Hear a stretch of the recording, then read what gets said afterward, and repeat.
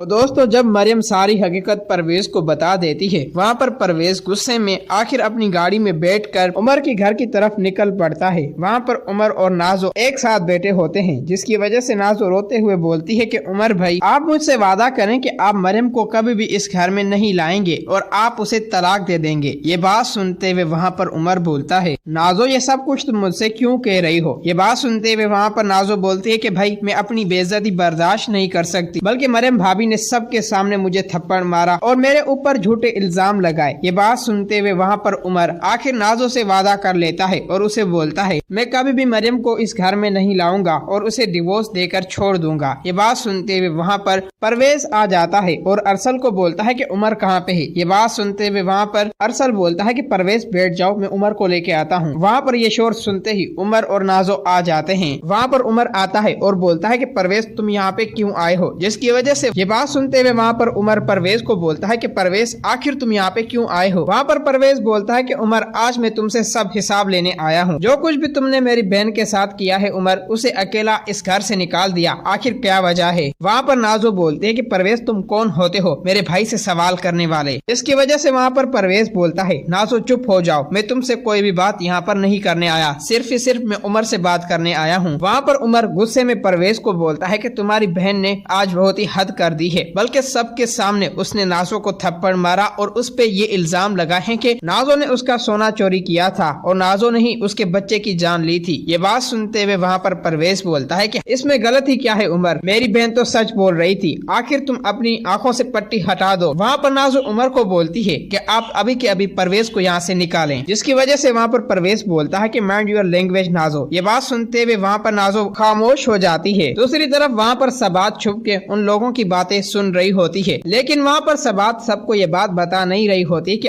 आखिर नाजो ही गलत है। वहाँ पर उमर गुस्से में बोलता है कि परवेज, तुम ये कैसे कह सकते हो कि मेरी बहन ने तुम्हारी बहन का सोना चुराया है, जिसकी वजह से वहाँ पर परवेज बोलता है, आज मैं सब कुछ साबित करके ही रहूंगा। वहाँ पर परवेज अपनी मोबाइल निकालता है और जो नाजो ने जो ज्वेलरीज बेची थी उस दुकान से परवेज जाता है और उसे सीसीटीवी फुटेज दुकान वाला दे देता है। सीसीटीवी फुटेज आखिर परवेज को मिल जाती है नाजो की। वहाँ पर परवेज अपनी मोबाइल निकालता है, नाजो की सीसीटीवी वाली फोटोज जो ज्वेलरीज के दुकान की थी और नाजो के बाप की पिक्चर आखिर परवेज उमर को दिखा देता है। जब उमर ये पिक्चर देखता है, वो नाजो की तरफ गुस्से में देख रहा होता है। वहाँ पर उमर नाजो को बोलता है कि नाजो, आखिरकार ये सब कुछ क्या है, जिसकी वजह से वहाँ पर परवेज बोलता है, सब्र करो जरा, अभी पिक्चर बाकी है। वहाँ पर परवेज हुस्ना बी को आवाज देता है। वहाँ पर हुस्ना बी आ जाती है। ये सब कुछ देखकर नाजो बहुत ही हैरान रह जाती है और वहाँ पर परवेज हुस्ना बी को बोलता है कि अब वक्त आ चुका है, आप नाजो की हकीकत सब लोगों को बता दो। वहाँ पर हुस्ना भी बोलते हैं कि उमर, तुम लोग मुझे माफ कर देना, बल्कि मैंने आखिर नाजो की हकीकत तुम लोगों को नहीं बताई। नाजो ने मुझे धमकी दी थी कि अगर तुमने मरियम का बच्चा डिस्चार्ज नहीं करवाया तो मैं तुम्हें नौकरी से निकाल दूंगी। ये सारी बात सुनकर नाजो की मैं डर चुकी थी, जिसकी वजह से मैंने मजबूरी में